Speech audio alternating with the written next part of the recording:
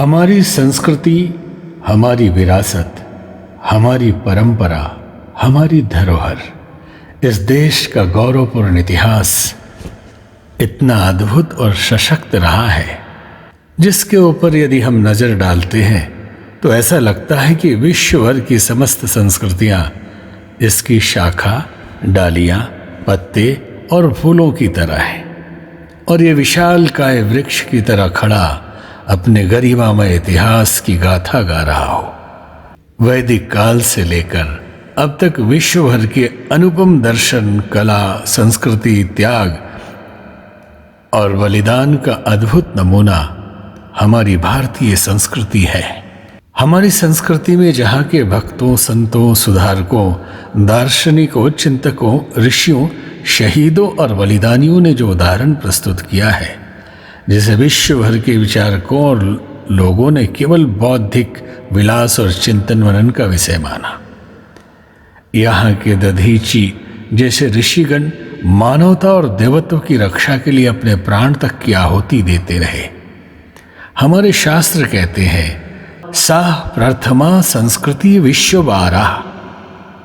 हमारी संस्कृति प्रथम संस्कृति है जिसने विश्व को ज्ञान से आलोकित किया। यह संस्कृति मानती है कि जगत के सारे प्राणी एक ही परमात्मा की संतान हैं और समस्त वसुधा एक ही परिवार है।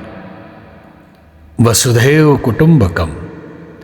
यह विचारधारा बड़ा ही विशाल और अद्भुत है, ऐसा हम मानते हैं, परंतु हम अपने ऋषियों के वेदों और उपनिषदों में वर्णित चिंतन धारा को देखते हैं तो आश्चर्य से भर जाते हैं तथा गौरव और कद्र से सिर उठ जाता है कि इतनी उच्च स्तरीय विचारधारा और चिंतन शैली के साथ हमारे पूर्वज ऋषि मुनि जीते रहे हैं। एको देवा सर्वभूतस्य गूढ़ा सर्वव्यापी सर्वभूतांतरात्मा। एक ही ईश्वर तत्व तथा एक ही परमात्म तत्व सब में विद्यमान है। यह विश्व वसुधा केवल एक परिवार के रूप में नहीं, एक आत्म तत्व के रूप में है। ऋषियों ने यही अनुभव किया और आज की युवा पीढ़ी अपनी सांस्कृतिक गरिमा को खो चुकी है। हमारी मानसिकता ऐसी हो गई है, यदि कोई पश्चिम का कुछ बोले तो बड़ा महान है, वो शोध करता है, वो वैज्ञानिक है, और हम मानने को तैयार ही नहीं कि भारतीय संस्कृति के हमारे पूर्वजों ने भी कुछ काम किया या हमारी संस्कृति की कोई अपनी गरिमा है। इन्हीं भ्रमों को मिटाने के लिए यहाँ पे कुछ विदेशी विद्वानों के मत भारतीय संस्कृति के बारे में रखने की इच्छा हुई। ऑगस्ट श्लेगल, ये जर्मनी के महान विद्वान, कवि और आलोचक रहे हैं। 1767 में इनका जन्म हुआ और 1848 में इनकी मृत्यु हुई। ये लिखते हैं, यूरोप का पौढ़तम दर्शन वेदांत के समक्ष मंद चिंगारी के समान दिखता है। सब कुछ बिना अपवाद के भारतीय मूल का है, चाहे प्रत्यक्ष या अप्रत्यक्ष रूप से। सभी देश मूल रूप से काल के निष्कर्ष पर भारतीय ज्ञान के उपनिवेश रहे हैं। अल्बर्ट आइंस्टीन को दुनिया में कौन नहीं जानता। 1879 में उनका जन्म हुआ और 1955 तक वो जीवित रहे। विश्व के सर्वश्रेष्ठ वैज्ञानिकों में से एक, जिन्हें एटम बम का पिता कहा जाता है। वर्न ओपेनहाइमर अनुमान, इलेक्ट्रॉन पॉजिट्रॉन सिद्धांत, ओपेनहाइमर फिलिप्स प्रक्रिया तथा क्वांटम टनलिंग की प्रथम प्रयुक्ति आदि उनकी उपलब्धियां रही हैं। न्यूट्रॉन तारों तथा कृष्ण विवर, क्वांटम यांत्रिकी, क्वांटम क्षेत्र में उनके सिद्धांत आदि विषय उनके शोध का कार्य रहा है और उन्होंने थियरी ऑफ रिलेटिविटी दिया। उन्होंने संस्कृति भी सीखी और गीता का अध्ययन भी किया। वो लिखते हैं, हमें आधुनिक भौतिकी में क्या मिलता है?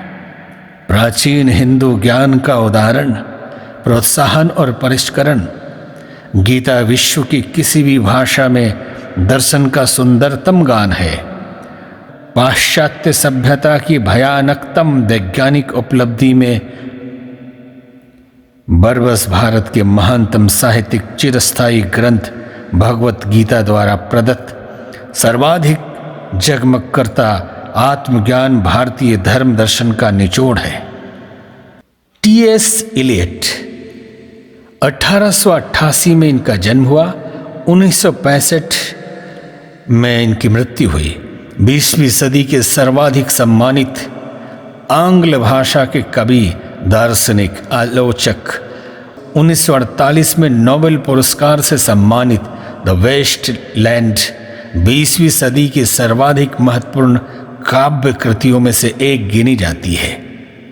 उन्होंने संस्कृत भी सीखी और वेद, उपनिषद, भगवत गीता तथा योग सूत्र के मर्मज्ञ विद्वान भी रहे। उनका कथन है, भारतीय दार्शनिकों के सूक्ष्म चिंतन के सामने अधिकांश महान यूरोपीय दार्शनिक स्कूल के बच्चे की तरह दिखते हैं।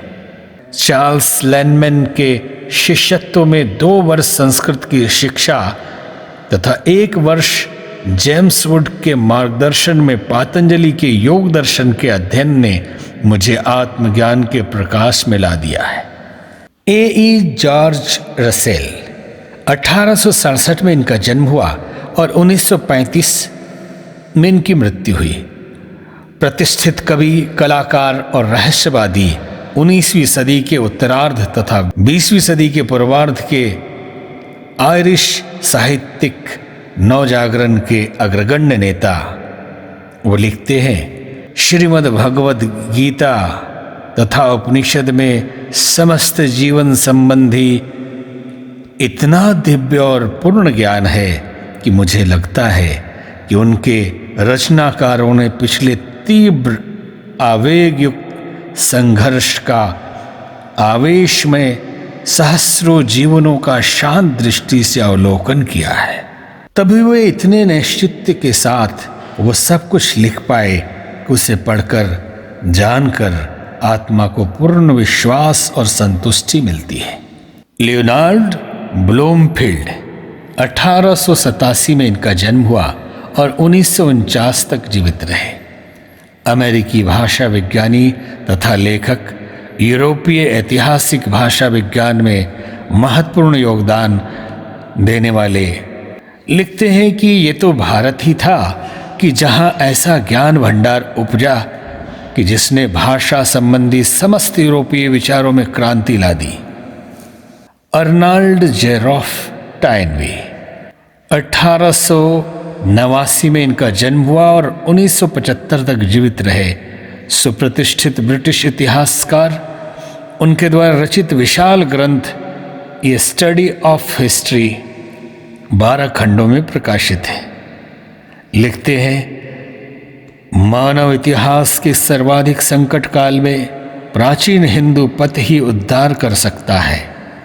इसमें एक दृष्टिकोण तथा चेतना है जो संपूर्ण मानव जाति को एक साथ एक कुटुंब की तरह विकास की दिशा में मार्ग दिखा सकती है।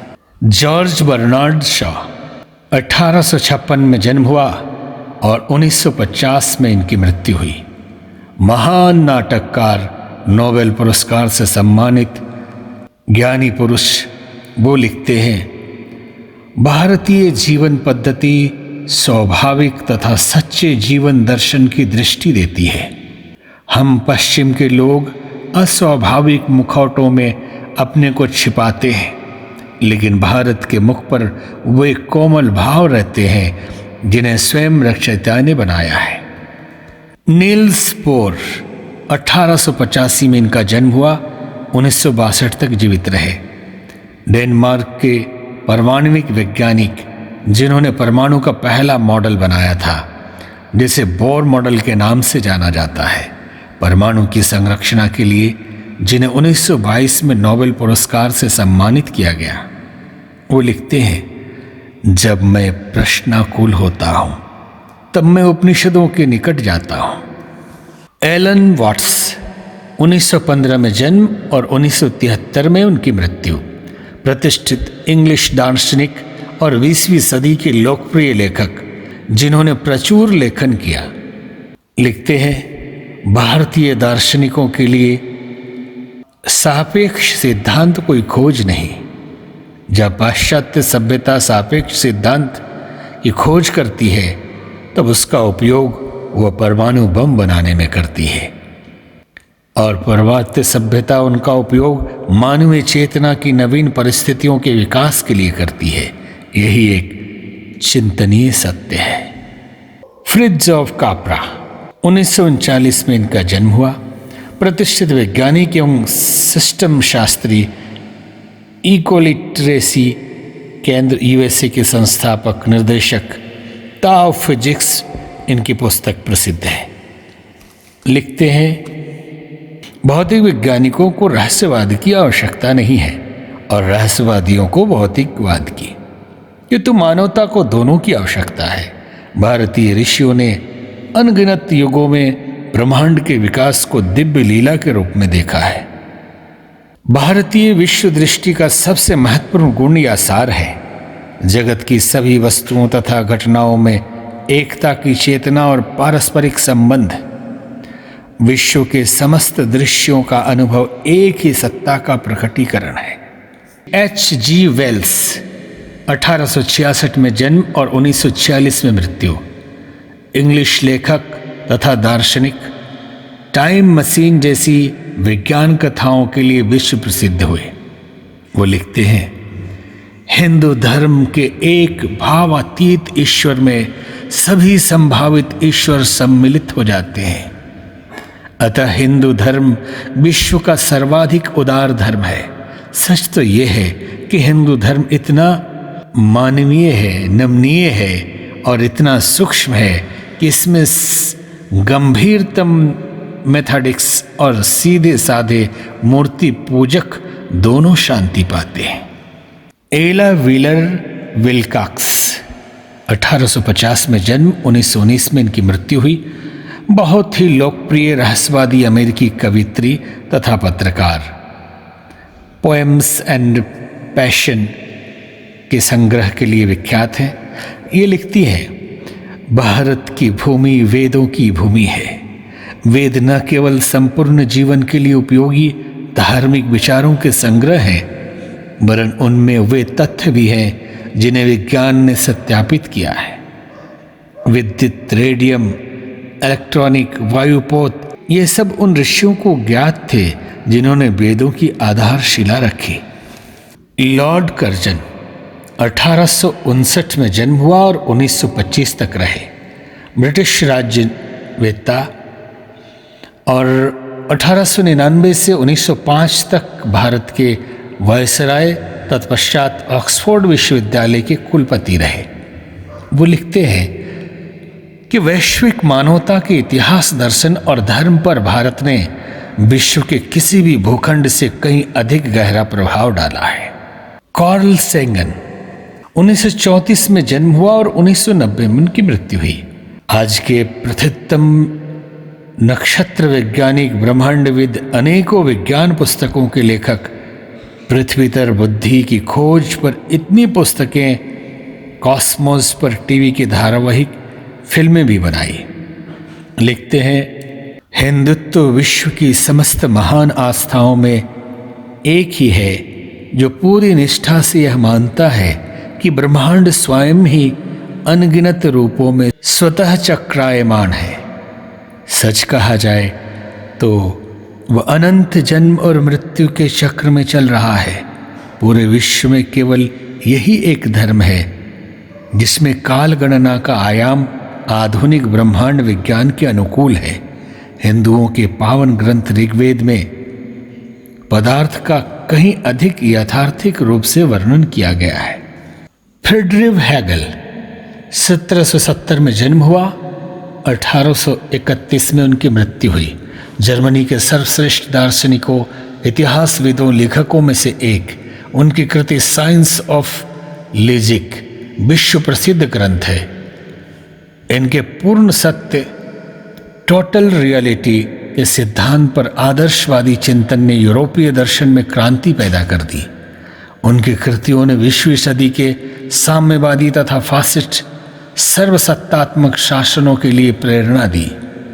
लिखते हैं, भारत तो स्वप्नदर्शियों का देश है। भारत ने सदा ही अधिक आनंद का, जो कि मानव का सर्वोत्तम ध्येय है, स्वप्न देखा है, और इस चिंतन ने अन्य देशों की तुलना में भारत द्वारा इतिहास को और भी अधिक रचनाशील बनाने में बहुत सहायता की है।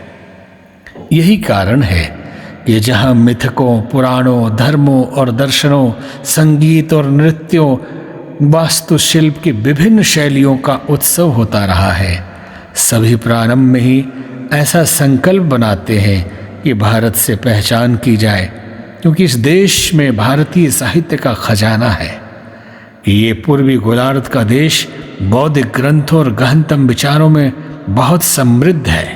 कार्ल सेंगन 1894 में जन्म हुआ और 1963 तक रहे।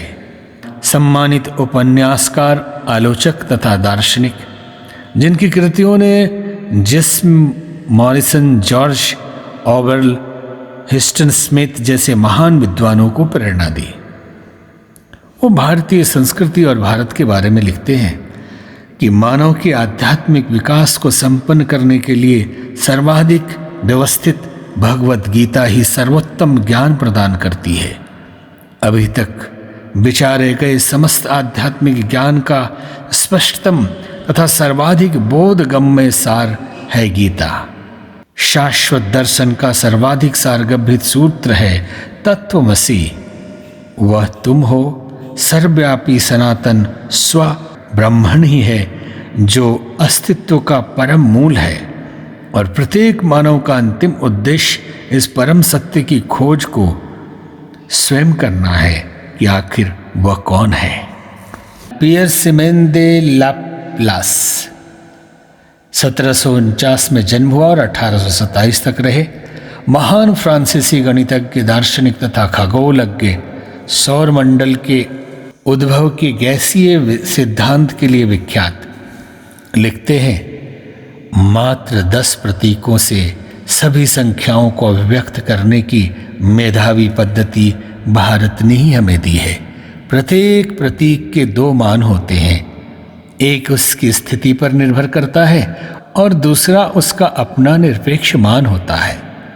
यह बहुत ही गहन और महत्वपूर्ण आविष्कार है, जो हमें इतना सरल लगता है कि हम उसके स्तुत्य गुण को देखते ही नहीं, किंतु इसकी सरलता और सारी गणनाओं को जिस सुगमता से कर देता है, वह हमारी गणित को उपयोगी आविष्कारों के ऊंचे शिखर पर स्थापित करती है, और हम इस उपलब्धि के गौरव की और अधिक प्रशंसा करेंगे यदि हम याद रखें कि हमारे प्राचीन काल के 2 महान विभूतियां आर्किमिडीज और अपोलोनियस की प्रतिभाएं इस आविष्कार से वंचित रह गई। हेनरी डेविड थोरो 1817 में जन्म हुआ और 1862 तक जीवित रहे। अमेरिका के श्रेष्ठतम दार्शनिक, लेखक, सामाजिक आलोचक, भावातीत समाधि योग के प्रशंसक, उनके जन सत्याग्रह के दर्शन ने लियो टॉल्स्टॉय, महात्मा गांधी और मार्टिन लूथर किंग आदि महान विभूतियों को बहुत प्रभावित किया था। वो भारतीय दर्शन के बारे में कहते हैं, भारत के प्राचीन धार्मिक ग्रंथों में मानव की अवधारणा बहुत निस्सीम, लोक धर्मी और उदार है। वेदों का जब भी मैंने कोई अंश पढ़ा है, मुझे लगा है कि किसी अपार्थिव तथा अज्ञात प्रकाश ने मुझे आलोकित कर दिया हो। वेदों की महान शिक्षा में कोई भी क्षेत्रवाद नहीं है। ये सभी युगों, सभी देशों, सभी राष्ट्रों के लिए है। वेद परम ज्ञान के लिए एक राजमार्ग है। वेदों का जब भी मैंने कोई अंश पढ़ा है, मुझे लगा है कि किसी अपार्थिव तथा अज्ञात प्रकाश ने मुझे आलोकित कर दिया है।